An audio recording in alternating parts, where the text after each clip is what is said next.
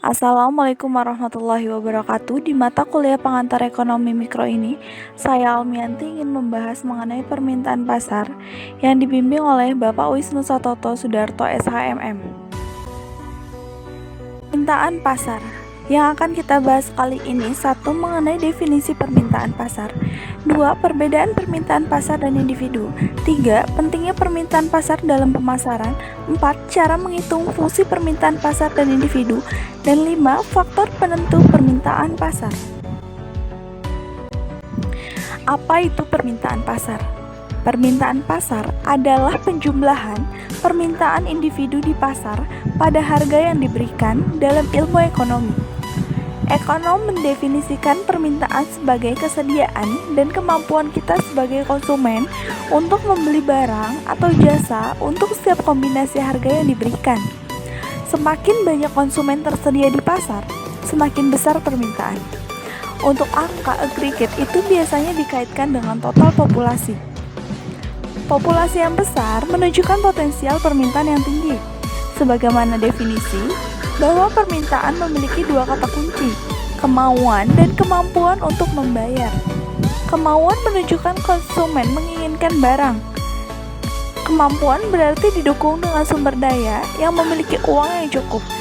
Sehingga ketika Anda menginginkan sebuah barang dan memiliki uang untuk membeli, itu akan mengarah ke permintaan.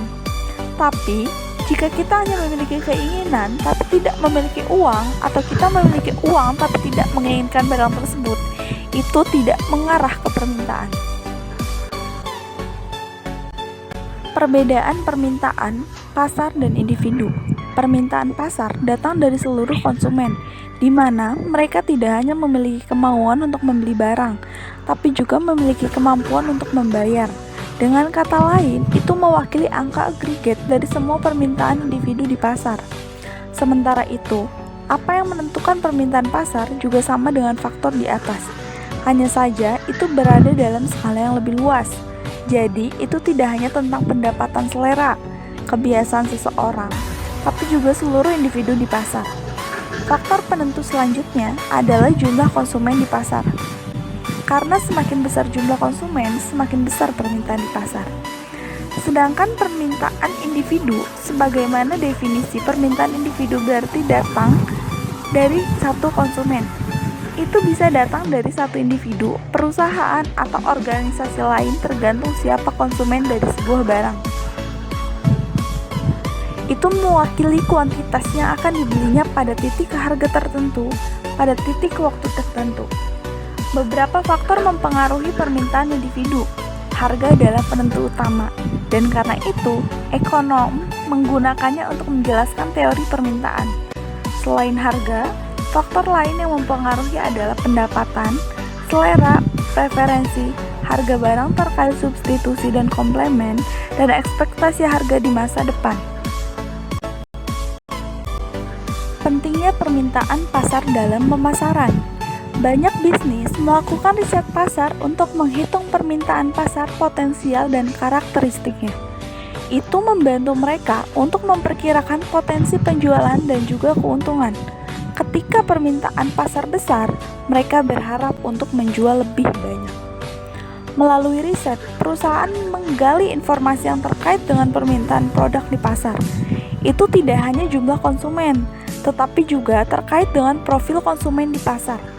Dengan data dan informasi tersebut, mereka dapat mendesain produk dan mengembangkan bauran pemasaran yang sesuai. Kemudian, mereka mungkin menawarkan produk dengan mengembangkan strategi kepemimpinan biaya, atau mereka mengadopsi permintaan dan kesediaan konsumen untuk membayar lebih tinggi. Perusahaan biasanya lebih fokus pada 3 variabel dalam menjalankan riset pasar mereka, seperti 1. Ukuran pasar, 2. Profitabilitas, dan 3. Tingkat pertumbuhannya. Ukuran pasar mengacu pada jumlah pelanggan potensial. Semakin besar angkanya, semakin menarik sebuah pasar. Seringkali pemasar akan membagi pasar menjadi segmen pasar dan mengidentifikasi profitabilitas dan prospek pertumbuhannya. Juga, mereka mengidentifikasi tingkat persaingan di masing-masing segmen sebelum memilih yang ditargetkan. Profitabilitas terkait dengan seberapa menguntungkan pasar untuk dieksploitasi, mempertimbangkan sumber daya dan kapabilitas perusahaan. Beberapa pasar mungkin menawarkan margin keuntungan yang relatif kecil dan konsumen cenderung sadar harga. Sementara itu, pasar lain menawarkan margin keuntungan yang tebal karena konsumen bersedia membayar harga premium. Pertumbuhan biasanya terkait dengan siklus hidup produk. Pada awal siklus, pasar menjanjikan peluang pertumbuhan yang besar. Pasar seperti ini menarik bagi perusahaan karena mereka dapat menghasilkan banyak uang di masa depan. Sebaliknya, pasar yang matang menawarkan prospek pertumbuhan yang lebih rendah. Itu kemudian akan memasuki fase menurun, di mana yang matang persaingan lebih intens daripada fase pertumbuhan. Masing-masing perusahaan yang akan berusaha mempertahankan dominasinya, mereka akan berusaha merebut pesaing pelanggan untuk menumbuhkan bisnisnya. Cara menghitung fungsi permintaan pasar dan individu. Menghitung permintaan pasar pada dasarnya adalah sederhana. Kita hanya menjumlahkan seluruh permintaan individu. Begitu juga dengan fungsi permintaan pasar. Kita bisa menerapkan hal yang sama. Contoh cara menghitung fungsi permintaan pasar dan individual. Bisa kalian coba ya. Misalnya, ada 3.000 konsumen dengan fungsi permintaan yang identik. Seperti kuantitas permintaan 75 dikurang 10P. Untuk menentukan fungsi permintaan pasar, kita dapat mengkali fungsi individual dengan 3.000. Tapi jika fungsi permintaan bervariasi antar individu, kita harus menjumlahkan setiap fungsi permintaan. Nah, untuk mengetahui permintaan, kita harus menjumlahkan semua fungsi individu dan asumsikan harga P adalah sebesar 1. Itu akan menghasilkan total kuantitas sebesar 165.000. Kalian bisa lihat contohnya.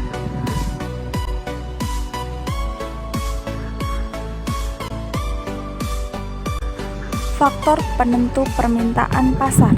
Apa yang mempengaruhi permintaan pasar juga sama dengan yang mempengaruhi permintaan individu, kecuali untuk jumlah konsumen. Harga adalah penentu utama permintaan pasar untuk sebuah barang. Dalam sebagian besar kasus, kuantitas yang diminta memiliki hubungan negatif dengan harga.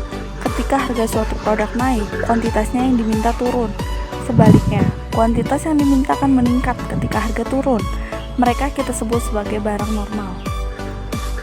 Kemudian, jika kita menggambar hubungan tersebut ke dalam sebuah grafik, kurva permintaan akan memiliki kemiringan ke bawah atau slope negatif, dan perubahan harga akan mengubah kuantitas yang diminta untuk bergerak di sepanjang garis kurva. Sementara itu, dalam kasus spesifik, hubungan semacam itu tidak berlaku. Contohnya, 1. Barang Veblen. Ketika harga naik, permintaan mereka naik. Mereka adalah kasus spesifik barang mewah, di mana kenaikan harga memberi lebih banyak kepuasan karena mencerminkan citra atau gengsi yang lebih tinggi. 2. Barang Given. Ketika harga turun, permintaan mereka turun. Mereka adalah barang inferior, di mana harga lebih rendah mencerminkan kualitas yang lebih buruk.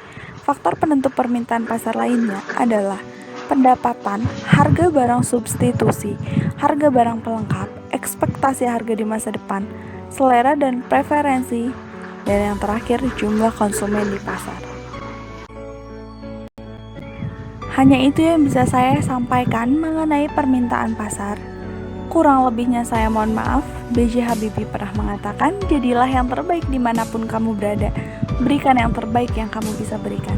Sekian, terima kasih. Wassalamualaikum warahmatullahi wabarakatuh.